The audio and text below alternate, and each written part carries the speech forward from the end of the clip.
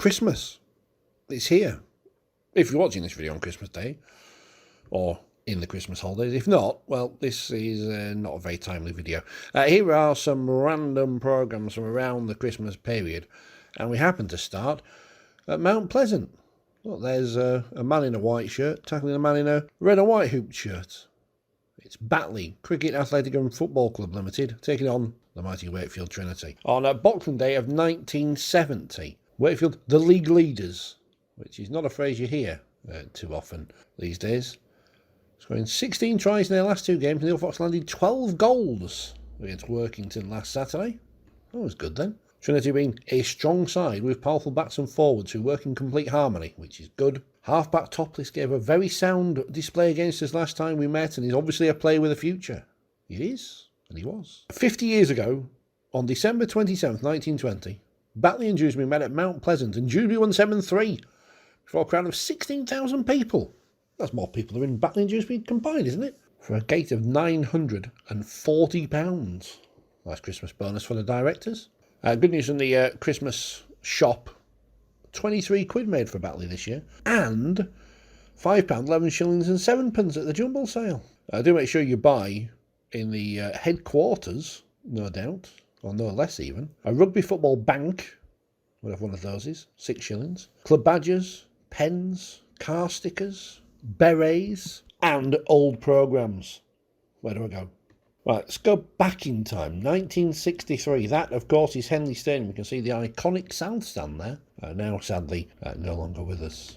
Today's game is the almost traditional Christmas fixture between Leeds and Wakefield. Hooray! Wakefield, the Challenge Cup holders at this point, having battered Wigan in the final. See, this is 7 years before the Fox scored loads of points against Workington. He's now scored 6 tries and 51 goals this season. It's not bad, is it? However, the great thing about programmes is they always give a chance for people to rant about things.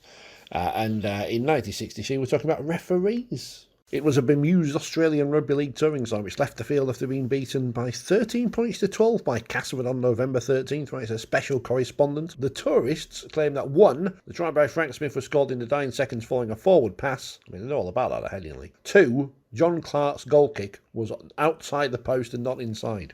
How is it that the Rugby League game leaves so much to chance? Knock-on, forward passes, offside obstruction, and sometimes a touch infringement going undetected. I've seen more goals allowed and disallowed when the reverse should have been applied. I mean, surely that's not true. Surely most goals are goals. Those of us who remember the Barrow-Workington semi-final of 1952 recall the incident when Pearson was dragged back after crossing the Cumbrians line not far from the post. It would have meant that Barrow were robbed of a place in the final and possibly the cup at Wembley for the town beat Featherstone Rovers. That's anti-Featherstone bias there from Leeds. Free tobacco. The late Laurie Thorpe had charge of the game, and I feel that he was unsighted. There was a ruck of players in his way, and being a little chap, he could not see through the collection of bodies, arms and legs. The Barrow supporters near the spot were incensed when the try was disallowed. I made it quite clear in a report later that the Barrow were most unlucky in not appearing in the final. By an unusual happening, I was sitting in the stand on the quarter line at Wigan Central Park, the press box being full on that occasion. That doesn't happen often these days, apart from at Wembley.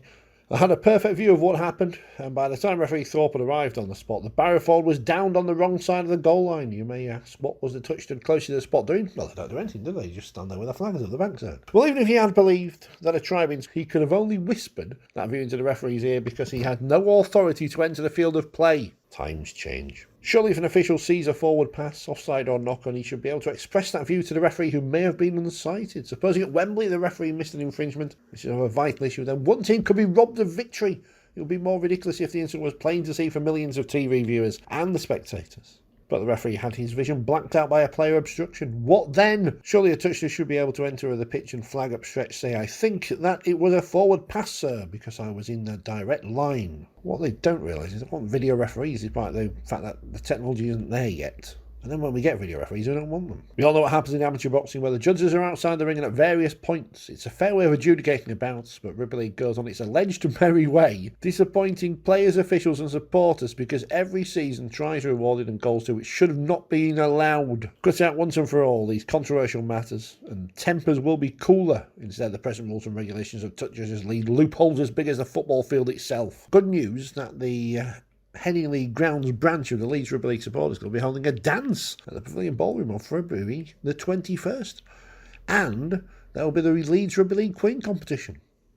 Back to 1953, and there's not actually much in the programme for Leeds versus Wakefield. It's interesting to note, on Christmas Day itself, Leeds were away at Batley before playing Wakefield on the 26th, and then Batley at home on the 28th. And then January, they played Huddersfield away on the 2nd. Busy boys. 1971.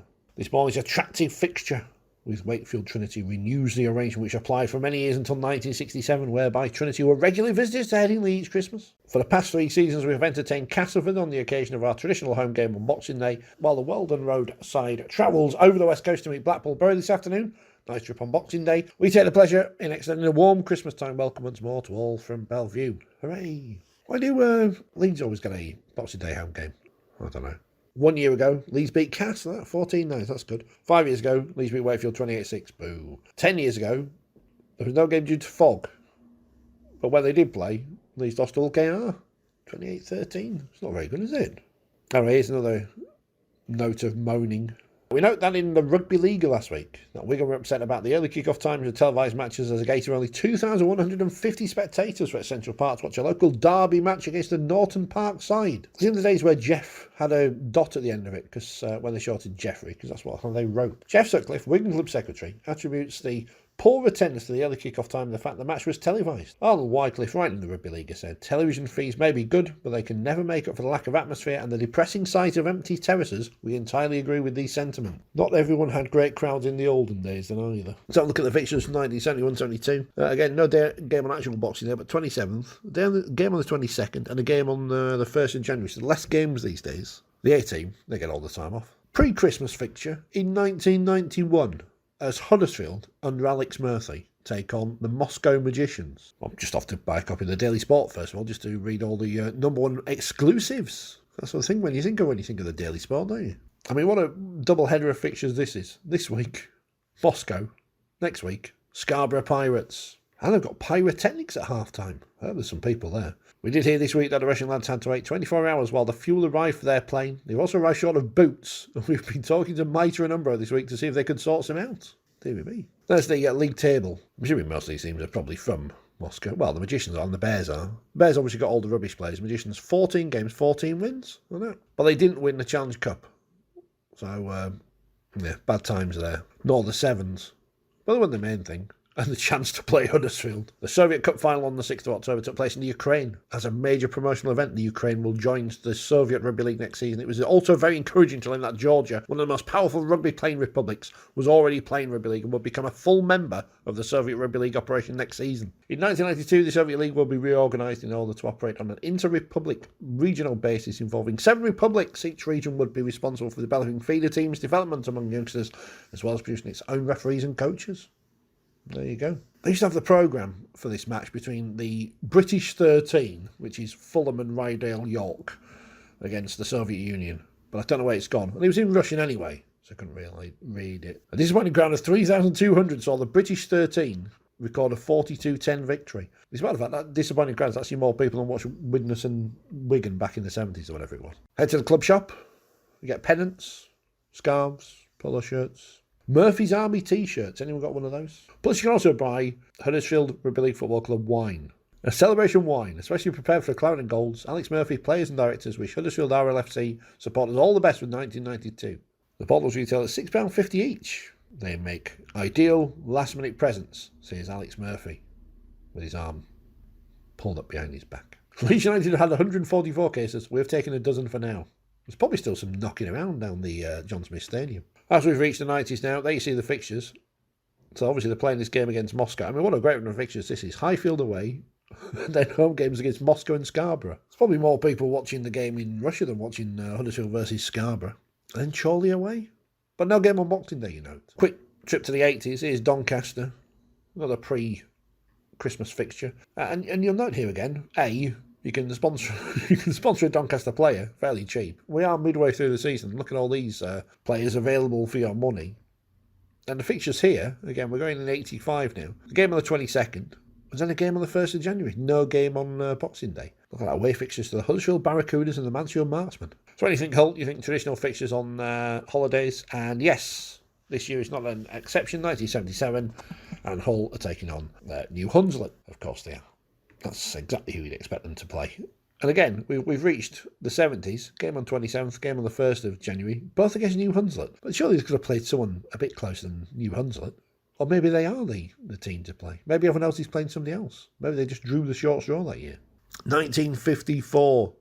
And it is Christmas Day. Castleford taking on Wakefield. There's actually not much in the programme, it's 4 pages. But still time to moan about something. The good work was continuing last Saturday with a convincing win against Dewsbury, where an enormous crowd of 2,040 attended as a reward for the good football which is being played. Basically having a go at the people in Cass not watching the team. It is time a few plain words were spoken, and I must state that if Rugby League football is wanted in this town, more support is vital. We just cannot carry on with gates of £150 to £200. What is the reason for such a drastic drop in attendances? 2 divisions? So far as Castleford is concerned, the salvation does not lie in this answer. Our best team ever just prior to the war only brought an average gate of just over 6,000, and to provide and maintain a team which would be good enough to hold the position in the top flight of the First Division, an attendance of even this proportion would not, because of the present day expenditure and high transfer fees, be sufficient. What is lacking is help and enthusiasm from our public. A letter recently published by the discourtesy of a local newspaper, which should not publish irresponsible and incorrect statements, even from a reader, regarding discord amongst our directors, is symbolic of the unjustified antagonism existing among our good number, who would perhaps also append a signature of